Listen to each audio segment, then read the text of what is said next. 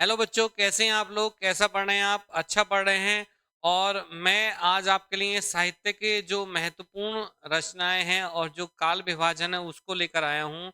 और किसने उसको क्या कहा है, सबसे पहला जो हमारा इतिहास था वो क्या था, उस सारे बिंदुओं पे बात करेंगे। आदि काल, भक्ति काल, रीति काल, आधुनिक काल की जो महत्वपूर्ण रचनाएं हैं उनको मैंने संजोया है। और यहाँ से इससे बाहर आपको कुछ नहीं पढ़ना है। मैंने बहुत शॉर्ट किया है क्योंकि साहित्य बड़ा अथाह है, पूरा समुद्र है। उसमें से कुछ चुने हुए मोतियों को निकाल कर लेकर आया हूँ आप लोगों के लिए। और आशा करता हूँ कि वीडियो और जो रचनाएं हैं इसमें वो आपको अच्छी लगेंगी। और वीडियो को ज़्यादा लाइक और सब्सक्राइब आप करते रहिए। देखिए, हिंदी साहित्य का इतिहास ग्रंथ, हिंदी साहित्य के जो इतिहास ग्रंथ हैं वो हमारे लिए महत्वपूर्ण है, थोड़ा-सा उनको हमें देखना है। तो हिंदी साहित्य का जो इतिहास ग्रंथ है, वो लिखा था इस्तवार दा ला लेत्युर लेत लिटरेच्यूर एंदुई ए हिंदुस्तानी 1839 में गारसा दा तासी के द्वारा लिखा हुआ है। तो ये क्वेश्चन आपसे पूछा जा सकता है कि हिंदी का पहला इतिहास ग्रंथ कौन-सा है? तो वो किसका है? गारसा दा तासी द्वारा इस्तवार दा लेत्युर लेत्र लिटरेच्यूर एंदुई ए हिंदुस्तानी गारसदा तासी का है।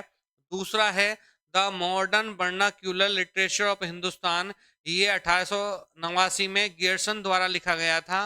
गियर्सन द्वारा लिखा गया था। तो ये क्वेश्चन भी आपसे पूछा जा सकता है, ठीक है। फिर हिंदी साहित्य का हमने काल विभाजन यहाँ पर किया है। तो हिंदी साहित्य का जो काल विभाजन है वो 4 कालों में बटा हुआ है। और इसकी समय सीमा आपसे पूछी जा सकती है। तो सबसे पहला जो काल है वो आदि काल है, दूसरा भक्ति काल है, रीति काल है और आधुनिक काल है, ठीक है। तो यहाँ पर आपको थोड़ा देखना है। मैंने अपने चैनल पे शॉर्ट्स वीडियो में आदि काल से संबंधित आदि काल का जो नामकरण था, क्योंकि सबसे पहले देखो किसी भी चीज के लिए साहित्य एकदम से नहीं बन जाता। साहित्य, साहित्य मतलब साहित्य शब्द दो शब्दों में, सा प्लस हित शब्द से बना। सा मतलब सबका, हित मतलब कल्याण। इसमें सबका हित करने की, कल्याण करने की भावना है। और जब हम किसी चीज को शुरुआत करते हैं, ठीक है, कहते हैं शुरुआत करना ही सबसे बड़ी परेशानी होती है किसी चीज के लिए। तो जो हिंदी साहित्य का इतिहास लिखा गया तो उसके नामकरण को लेकर बड़ी समस्या उत्पन्न हुई। तो सबसे ज्यादा जो समस्या है वो आदिकाल को लेकर भी है। तो आदिकाल के लिए कि महावीर प्रसाद द्विवेदी ने क्या कहा है उसको, ठीक है, हजारी प्रसाद द्विवेदी ने क्या कहा है, रामचंद्र शुक्ल जी ने क्या कहा है, तो आदि आदि राहुल सांकृत्यायन ने क्या कहा है, आदि आदि नामों की यहाँ बात की है। तो मैंने वो शॉर्ट वीडियो में डाला है, वहां से भी प्रश्न आपके लिए बन सकता है। तो शॉर्ट वीडियो में आप उसको देख लीजिए। अब मैं यहाँ पे सीधा बात कर रहा हूँ। तो यहाँ पर जो आदिकाल है इसकी समय सीमा आपसे पूछ सकता है। हिंदी साहित्य का इतिहास 4 भागों में बटा हुआ है। सबसे पहला है आदिकाल, ठीक है, दूसरा है भक्ति काल, तीसरा है हमारा रीति काल और चौथा है हमारा आधुनिक काल। तो आदिकाल की जो समय सीमा है वो 1050 से 1375 तक है। कितनी है? 1050 से 1375 ईस्वी है। और भक्ति काल की 1375 से 1700 ईस्वी है, ठीक है। रीति काल की जो समय सीमा है 1700 से 1900 ईस्वी है। और आधुनिक काल की जो समय सीमा है वो 1900 से अब तक है। और आधुनिक काल भी जो है भारतेंदु युग, द्विवेदी युग, छायावादी युग, प्रगतिवाद, प्रयोगवाद और नई कविता में, ये 6 कालों में और बटा हुआ है, 6 भागों में और बटा हुआ है। उसकी हम अगले आगे अगले उसमें अभी चर्चा करने वाले हैं। तो यहाँ से आदिकाल से संबंधित जो प्रश्न होते हैं, तो यहाँ से जो प्रश्न है वो हमने यहाँ पर देख लिया।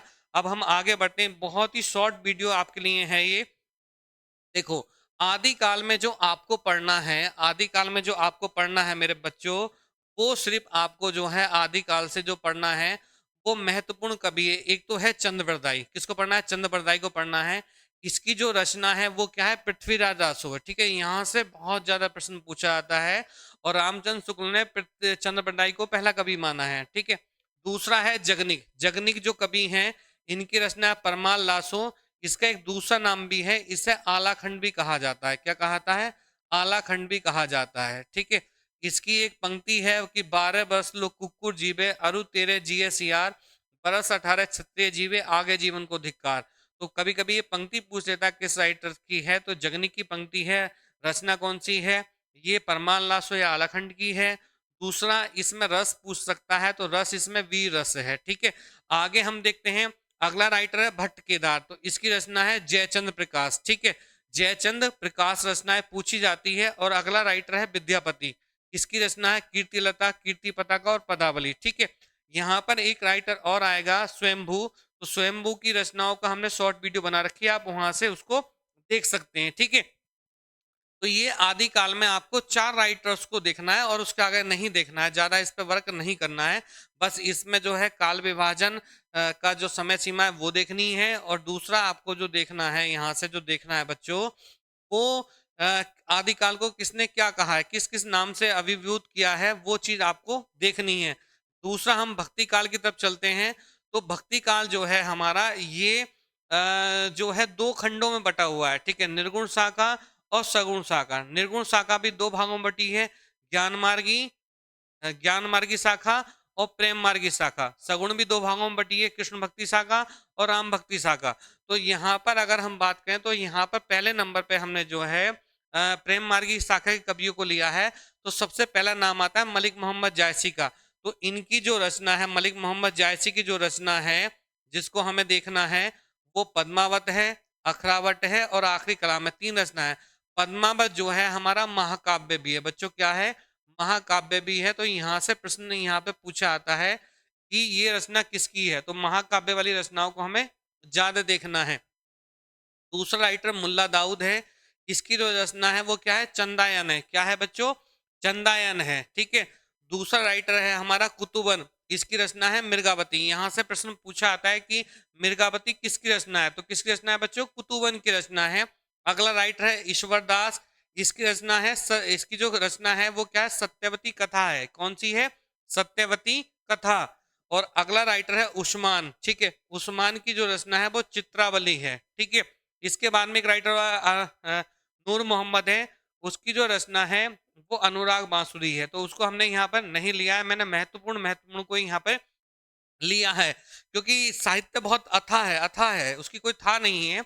अगला राइटर हम तुलसीदास जी को लिया है, ये राम भक्ति सागर में सगुण के पार्ट्स में आ जाएंगे। तो इनकी जो महत्वपूर्ण रचना है रामचरितमानस है। ठीक है, रामचरितमानस जो है 7 कांडों में विभक्त है, 7 उसमें कांड हैं। कांड में की भी शॉर्ट वीडियो आपको बनी हुई है, वहां देख सकते हैं। दूसरी रचना विनय पत्रिका है, और तीसरी बच्चों क्या है? कविता बली है। कौन सी है? कविता बली है। अगले राइटर सूरदास हैं, ये यहाँ पर कृष्ण भक्ति सागर कवि आ जाएंगे। तो इनकी रचना क्या हो जाएगी? सूर सागर हो जाएगी। अगले राइटर रसखान, इनकी रचना क्या हो जाएगी? प्रेम वाटिका हो जाएगी। ठीक है, अगले राइटर है नावदास, तो इनकी रचना क्या हो जाएगी? अष्टयाम हो जाएगी। क्या हो जाएगी? अष्टयाम हो जाएगी। और अगले राइटर है ईश्वरदास, इनकी रचना हो जाएगी भरत मिलाप। कौन सी हो जाएगी? भरत मिलाप हो जाएगी। ठीक है, तो ये भक्ति काल की थोड़ी सी रचना है। अब यहाँ पर देखना, ये भक्ति काल जो है इसे हिंदी साहित्य का स्वर्ण युग कहा जाता है। क्या कहा था बच्चों? हिंदी साहित्य का स्वर्ण युग। हिंदी साहित्य का स्वर्ण युग कहा जाता है। हिंदी साहित्य का स्वर्ण युग कहा जाता है। ठीक है, क्या कहता है? स्वर्ण युग कहा जाता है। तो इसके पीछे कहने का कारण भी है कि इसे हिंदी साहित्य का स्वर्ण युग क्यों कहा जाता है, क्योंकि इस काल में जो रचना हुई हैं वो बड़ी उच्च कोटि की रचनाएं हुई हैं और ऐतिहासिक रचनाएं हुई हैं। चाहे अगर हम बात करें प्रेम मार्ग की शाखा में ले लें तो पद्मावत ले लें, ठीक है, या हम उस्मान की चित्रावली ले लें, ठीक है, या मुल्ला दाऊद की चंदाएं ले लें, बड़ी अच्छी ऐतिहासिक इसमें कहानियां हैं। दूसरा अगर हम बात करें, अगर हम सगुण में बात करें तो सगुण में हम तुलसीदास जी को ले लें। तुलसीदास की रामचरितमानस देखो, हर किसी के लिए कंठहार बनी हुई है। ठीक है, हर हिंदू के घर में इस समय, और मुस्लिम लोगों के तक के घर में जो है रामचरितमानस आपको मिल जाएगी। और इस समय तो जो है सारा जो देश है हमारा भारतवर्ष है वो सनातन धर्म में राम में हुआ पड़ा है। तो वहां पर जो है सुंदरकांड के पाठ यहाँ पर हो रहे हैं। ठीक है, तो वो वहां पर रामचरितमानस भी एक श्रेष्ठ यहाँ पर हमारा धार्मिक ग्रंथ है। और अगर दूसरी बात करें तो सूर सागर है, तुलसीदास सॉरी सूरदास जी का सूर सागर है, ये भी ऐतिहासिक पुस्तक है। रसखान की जो है प्रेम वाटिका है। ठीक है, रसखान की प्रेम वाटिका है। और रसखान ने जो है कृष्ण भगवान के ऊपर इतना उच्च कोटि का लिखा है, तो वहां पर ये राइटर्स भी यहाँ पर बहुत महत्वपूर्ण है। तो इसकी रचना को यहाँ पर रखा है। बाकी मैं राइटर्स को यहाँ पर छोड़ दिया है, अपने अनुभव के आधार पर मैंने यहाँ पर राइटर्स को उठाया है। अगला जो काल है हमारा रीति काल है। ठीक है, अब यहाँ पर एक क्वेश्चन है कि इसे हिंदी साहित्य का स्वर्णयुग कहा जाता है, लेकिन स्वर्णयुग कहने वाला कौन है? तो देखो क्वेश्चन पुट ऑफ हो सकता है, जॉर्ज गियर्सन। किसने कहा है? जॉर्ज गियर्सन ने कहा है इसको। जॉर्ज गियर्सन ने इसे जो है हिंदी साहित्य का स्वर्णयुग कहा है। किसको? भक्तिकाल को। किसको कहा है बच्चों? भक्तिकाल को कहा है। तो ये क्वेश्चन भी यहाँ पर देख लेना। नेक्स्ट हम देखते हैं रीतिकाल। रीतिकाल में भी जो बहुत महत्वपूर्ण कवि हुए हैं, तो इसमें हमने सबसे पहले जो बिहारी लाल को उठाया है, इनकी एक मात रचना है बिहारी सस्से। इसमें कहीं कहीं पे 713 दोहा लिख रखा है, कहीं कहीं पे 719 लिखा है, लेकिन 713 दोहे ही हैं। इसका एक एक दोहा तीन अर्थों में प्रयुक्त होता है। रचना एक है, कहा भी जाता है कि सस्सैया के दोहरे जो नाभिक के तीर देखन में छूटने लगे घाप करें गंभीर, ठीक है। और कबीर के दोहे क्या हैं, मतलब पूरा एक एक जो है पूरा छंद का, और एक एक हम कहते हैं कि जैसे अपने अंदर कहते हैं कि गागर में सागर समेटे हुए, गागर में सागर समेटे हुए एक एक दोहा इनका बहुत उच्च कोटि की रचना है। अगला चिंतामणि है। चिंतामणि की एक रचना श्रेष्ठ मैंने यहाँ पे ली है, कवि कुल कल्पतरु, ठीक है, बड़ी अच्छी रचना है ये। अगले राइटर मतीराम लिए हमने, तो इनकी रचना ललित लाम बहुत पूछी जाती है, बहुत पूछी जाती है। ललित लाम किसकी रचना है? तो ये मतीराम जी की रचना है, रीतिकालीन कवि हैं। अगले हैं भूषण। भूषण की रचना है शिवराज भूषण, छत्रसाल दर्शक। और शिवा वावनी भी है इनकी, एक शिवा वावनी भी है, इसको भी आप लिखना चाहो तो लिख सकते हो, शिवा वावनी, ठीक है। ये इनकी एक रचना और है शिवा वावनी, इसको भी आप यहाँ पे देख सकते हैं। अगले राइटर यहाँ पे पद्माकर हैं, इनकी गंगा लहरी है और प्रबोध पचासा है। कौन सी है बच्चों? गंगा लहरी और प्रबोध पचासा है। अगले राइटर देव हैं, इनकी रचना जो है भाव विलास है। कौन सी है? भाव विलास। ये भी बड़े श्रेष्ठ कवि हैं, और एक विवाद भी चला है साहित्य में, देव बड़े के बिहारी। तो बिहारी और देव को लेकर बड़ा विवाद चला है। जब साहित्य की बात होगी तो डेप्थ में तब वहां पे चर्चा हम करेंगे। अगला राइटर है घनानंद, इसकी रचना है सुजान हित प्रबंध। कौन सी है? सुजान हित प्रबंध। और अगला राइटर है बोधा, इसकी रचना है बिरह बागिश और इश्क नामा, ठीक है। इसे बिरह बारिश भी कह सकते हैं, अगर बारिश हो तो कोई वो नहीं है, तो बिरह बारिश भी इस रचना को कहते हैं, ठीक है। नेक्स्ट हम देखते हैं आधुनिक काल। ये जो आधुनिक काल है ये 6 भागों में बटा है, भारतेंदु युग, द्विवेदी युग, छायावादी युग। तो यहाँ पर जिसके नाम पे रखा हुआ है उसके ही नाम पे इस युग का निर्धारण हुआ है। तो भारतेंदु युग जो है भारतेंदु हरिश्चंद्र के नाम पे रखा हुआ है, ठीक है। भारतेंदु युग का नामकरण किसके आधार पर हुआ है? भारतेंदु हरिश्चंद्र के नाम पे हुआ है। और इसकी समय सीमा 1900 से 1919 तक है, 1900 से 1919 तक है, ये इसकी समय सीमा है भारतेंदु युग की। इसका जो सर्वश्रेष्ठ कवि है भारतेंदु हरिश्चंद्र है, इनकी रचना प्रेम माधुरी और बकरी बिलाप है। कौन सी है बच्चों? प्रेम माधुरी और बकरी बिलाप है। दूसरा जो युग है द्विवेदी युग, ठीक है। ये द्विवेदी युग जो नामकरण हुआ है कि क्वेश्चन पुट ऑफ हो सकता है, तो ध्यान रखना महावीर प्रसाद द्विवेदी इस युग के प्रेरणता हैं, उनके नाम पर ही इस युग का नामकरण हुआ है। और इन्होंने जो है 1903 से 1920 तक सरस्वती पत्रिका का संपादन किया था। किसका किया था बच्चों? सरस्वती पत्रिका का संपादन किया था। और इसका जो समय है द्विवेदी युग का जो समय है, द्विवेदी युग का जो समय है वो 1919 से 1936 तक का है। कितना है? 1919 से 1936 तक का समय है। अब महावीर प्रसाद द्विवेदी की जो महत्वपूर्ण रचना है वो कौन सी? काव्य मंजूषा है। क्या है बच्चों? काव्य मंजूषा है। अगले राइटर जो इस क्रम में है वो अयोध्या सिंह उपाध्याय, इनकी रचना प्रिय प्रवास है, वैदेही वनवास है। और वैदेही वनवास, पारिजात, चोखे चौपदी। पारिजात रचना पूछी गई है विगत परीक्षाओं में, और प्रिय प्रवास, ठीक है, ये भी यहाँ पर महत्वपूर्ण ग्रंथ है इनका, ठीक है। अगले राइटर हैं मैथिली शरण गुप्त, तो इनकी जो रचना है रंग में भंग है, भारत भारती बहुत पूछी जाती है, भारत भारती, साकेत है, यशोधरा है, जय भारत है, ठीक है, बहुत पूछी जाती है, ठीक है। साकेत बड़ी उच्च कोटि की है, यशोधरा है, रंग में भंग है, भारत भारती है। ये इनकी महत्वपूर्ण रचनाओं को मैंने यहाँ पे संजोया है आपके लिए, ठीक है। अगले राइटर श्रीधर पाठक हैं, इनकी रचना है कश्मीर सुषमा। कौन सी बच्चों? कश्मीर सुषमा। ये रचना भी पूछी जाती है। अगले राइटर इस काल के जगन्नाथ दास रत्नाकर है, इनकी गंगावतरण है और ऊद्धव शतक है। गंगावतरण और ऊद्धव शतक है, ये भी बड़ी ही उच्च कोटि की रचना है। तो ये द्विवेदी युग के हैं। अगला हम बात करें, अगले हम बात करें छायावादी युग, ठीक है। तो इसकी 1936 से 1943 तक की सीमा है, 1936 से 1943 ईस्वी तक की सीमा है इसकी। तो इसका जो छायावाद के 4 आधार स्तंभ है, छायावाद के 4 आधार स्तंभ हैं, प्रसाद, निराला, वर्मा और पंत, ये 4 आधार स्तंभ हैं। इसमें जयशंकर प्रसाद सबसे पहले ऊपर रखे जाते हैं। तो इनकी कई सारी रचनाएं, देखिए मैं उर्वशी लिया, उर्वशी रामधारी सिंह दिनकर की भी है, जिस पर उन्हें ज्ञानपीठ पुरस्कार मिला है, लेकिन उर्वशी इनकी भी रचना है, तो ध्यान रखना, इसलिए मैंने यहाँ पे इसको रखा है। कामायनी है, आंसू है, लहर है, झरना है, ठीक है, ये इनकी रचना है जयशंकर प्रसाद की, तो मैंने महत्वपूर्ण महत्वपूर्ण ली है। और इसमें कामायनी में जो है 15 सर्ग हैं, ध्यान रखना कितने सर्ग हैं बच्चों, 15 सर्ग हैं, कभी कभी क्वेश्चन पुट ऑफ हो जाता है आपसे, ठीक है। आगे हम देखें सूर्यकांत त्रिपाठी निराला, इनकी जो रचनाएं हैं, अनामिका है, परिमल है, तुलसीदास है, राम की शक्ति पूजा, ठीक है, ये इनकी महत्वपूर्ण रचना है। एक कुकुर मुत्ता भी है इनकी, ठीक है, जिस पे अश्लीलता का आरोप लगा था, तो अच्छी वो रचना है इनकी। अगली जो राइटर है यहाँ पर वो महादेवी वर्मा है, ठीक है, इनकी रचना है यामा, ठीक है, कौन से यामा, इस पर इन्हें ज्ञानपीठ पुरस्कार मिला है। कौन सा पुरस्कार मिला है बच्चों, ज्ञानपीठ पुरस्कार मिला है, और वो कब मिला है, 1982 में, ठीक है, 1982 में इस पे इनको ज्ञानपीठ पुरस्कार मिला है। ये भी महत्वपूर्ण रचना है, और इसमें 4 रचना और जुड़ी हैं, उनका एक मिश्रण किया गया, निहार, रश्मि, नीरजा और सांदे गीत, ये इनकी 4 रचना है, तो मैंने महत्वपूर्ण ली है यहाँ पर। अगले जो राइटर सुमितंद्र पंत हैं, इनकी लोकायतन है, चिदम्बरा है, कला और बूढ़ा चांद, कला और बूढ़ा चांद पूछी जाती है बहुत बार, तो यहाँ पर इसको देख लेना, ठीक है, इसको देख लेना, अच्छी रचना है यहाँ पर, ये सुमितंद्र पंत की है, ठीक है।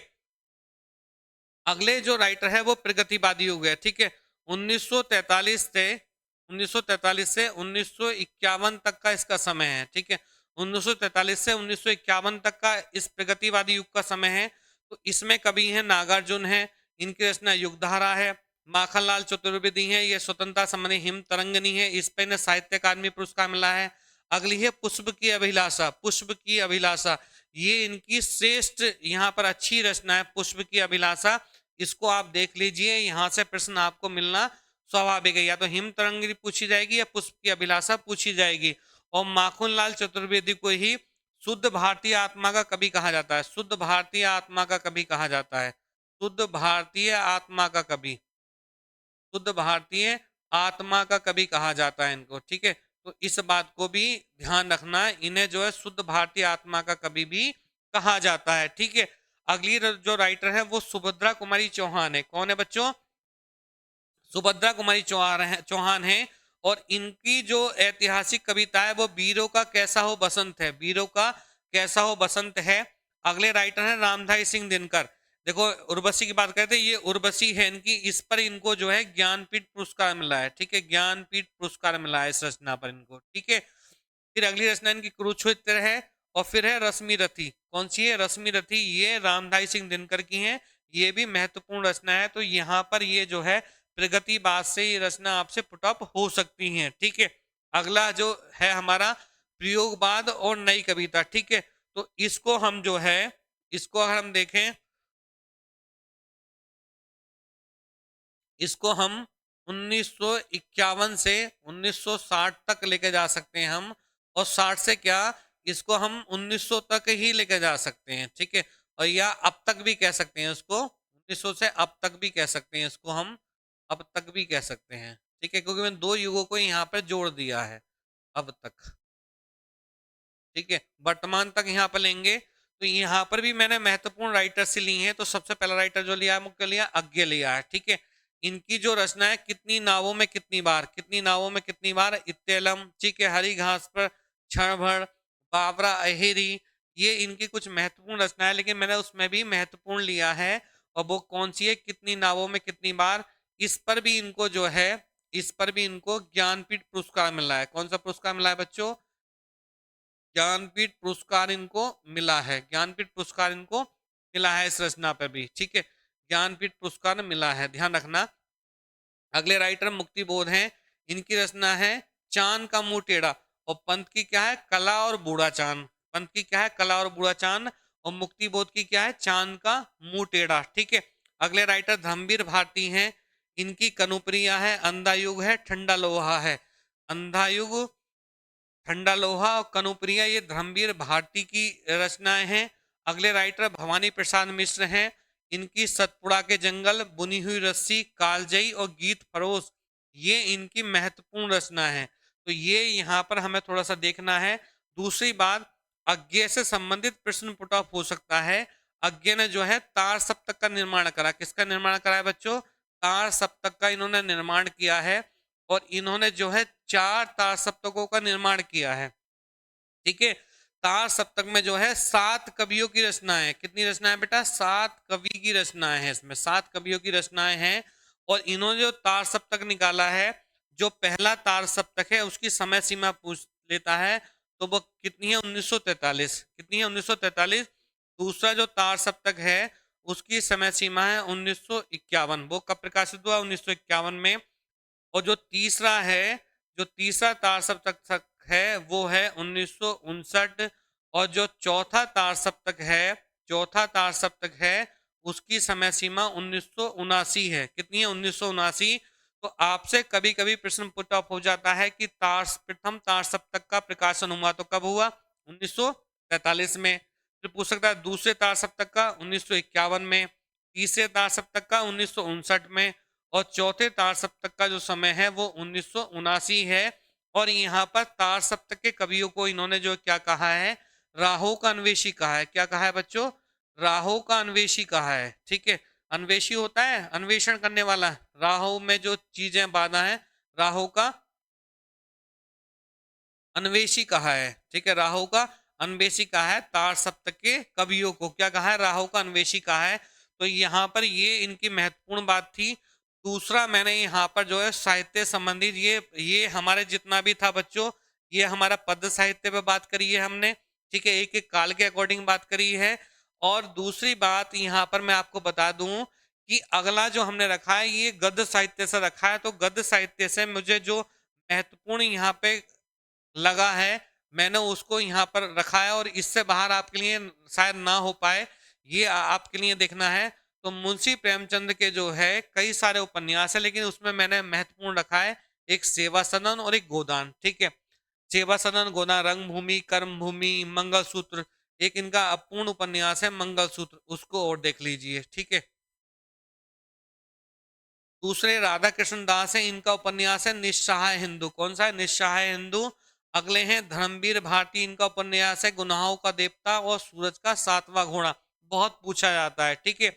अगली राइटर है फणीश्वर नाथ रेणु, इनका है मैला आंचल और जुलूस। जुलूस नहीं है, जुलूस है। क्या है? जुलूस है इनका। तो ये पूछा जाता है यहाँ पर। ठीक है। जुलूस नहीं है, जुलूस है। अगले हैं श्रीलाल शुक्ल, इनका है राग दरबारी। ये बहुत पूछा जाता है कि किसका उपन्यास है, तो श्रीलाल शुक्ल का है ये। अगले हैं जयशंकर प्रसाद, इनका कंकाल और तितली पूछा जाता है। अगले हैं भगवती चरण वर्मा वर्मा, इनका चित्रलेखा पूछा जाता है। और भूले बिसरे चित्र पूछा जाता है। ठीक है। यहाँ पर मन्नू भंडारी को और ले लेते हैं। मन्नू भंडारी को, मन्नू भंडारी को, इनका जो उपन्यास है वो है आपका बंटी, आपका बंटी और महाभोज। ठीक है। ये इनके दो श्रेष्ठ उपन्यास हैं, इनको यहाँ पर आप देख लेना। तो ये साहित्य से संबंधित जो महत्वपूर्ण बात है वो है। और हिंदी का जो पहला उपन्यास माना जाता है, मौलिक उपन्यास माना जाता है, वो परीक्षा गुरु है। कौन सा है बच्चों? परीक्षा गुरु है, जो प्रथम उपन्यास है, प्रथम है ये। ठीक है। और इसके जो राइटर्स हैं वो लाला श्रीनिवास दास है।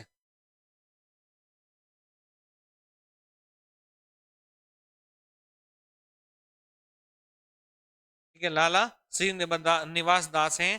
तो ये साहित्य से संबंधित आपकी जो शंका थी उसको दूर करने के लिए वीडियो बनाई गई है।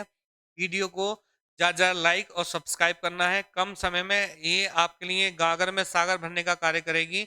और मेरा विश्वास है कि ये वीडियो आपके लिए बहुत ही फायदेमंद रहेगी, चाहे यूपी कांस्टेबल हो या यूपी एसआई हो। इससे बाहर पेपर्स आपका नहीं जाएगा। बस इतना आप तैयार कर लीजिए। बाकी आपके स्मरण में है, आप पहले से पढ़ते आए। कबीरदास की रचना साकी सवर रमैनी आपको पता ही है। ठीक है। मीराबाई की रचना, ठीक है, गीत गोविंद, नरसिंह जी का मारा, ये आपको पता ही है, आपने पढ़ रखा है। तो वो क्वेश्चन आपके कर देंगे। ये कुछ थोड़ा भिन्न था। और कभी कभी जैसे होता है ना, आंखों के सामने कोई चीज होती है वो ओझल हो जाती है, तो वो चीजें मैंने यहाँ पर रखी हैं। और महत्वपूर्ण महत्वपूर्ण ये आपके लिए मोती संजो कर लेकर आया हूँ। वीडियो अच्छी लगी हो, ज्यादा लाइक और सब्सक्राइब करें। धन्यवाद। आपका दिन शुभ हो। और मैं आपके अपने चैनल के माध्यम से उज्ज्वल भविष्य की कामना करता हूँ और आप अच्छे से करें।